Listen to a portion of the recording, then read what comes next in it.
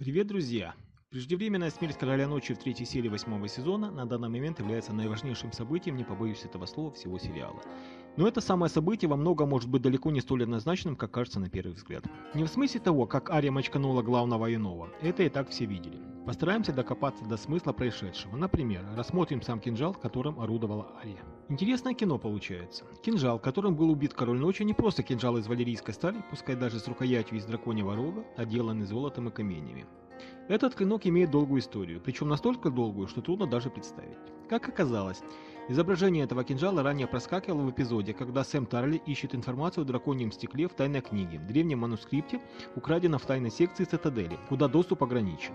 И если вчитаться в текст, то можно увидеть запись, что этот клинок известен еще с момента завоевания Эйгоном Таргариеном Семи Королевств. К сожалению, текст доступен только в виде скриншота, и детально его изучить нет возможности. Далее, много лет спустя, этот клинок был кем-то подарен Роберту Бартеону, затем был выкраден Джоффри или Мизинцем и передан наемному убийцу, что пытался зарезать Брана. После Кейтлин Старк везла этот кинжал Неду Старку, но встретила Вариса, но тот сказал, что не знает, кому принадлежит это оружие. Далее Петир Бейлиш признался, что ранее этот клинок принадлежал ему, но был проигран наспор Тириону Ланнистеру. Далее следует обвинение Карлика в убийстве, на что тот отвечает, что только идиот даст убийце свой кинжал. В итоге клинок снова оказывается у Мизинца и исчезает до 7-го сезона, до момента, когда он почему-то решает подарить кинжал Брану Старку, хотя понимает, что тому он незачем. А вот Бран отдает клинок тому, кто знает, что с ним делать, своей сестренке Арии. Теперь самое интересное, этот кинжал дважды совершил круг. Первый начал с Мизинца, который с его помощью замутил интригу, что изменило судьбу всего Вестероса, а в 7-м сезоне он был убит этим же клинком, Ария перерезала ему голову. Второй.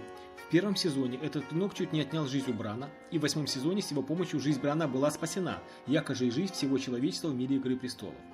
А вот будет и третий круг, или же миссия кинжала из валерийской стали выполнена, нам остается только гадать. Но интересно все-таки не это, а то, какова первоначальная история клинка, кто его первый владелец, и все-таки в связи с чем он изображен и описан в тайной книге Мейстеров Цитадели. Но то, что это оружие не случайно, и какова его роль во всей этой истории, мы все убедились в 3-й серии 8-го сезона. Ну что, друзья, понравилось видео? Если да, ставим лайк. Если нет, вы сами знаете, что делать. И подписываемся на канал Сталдронов.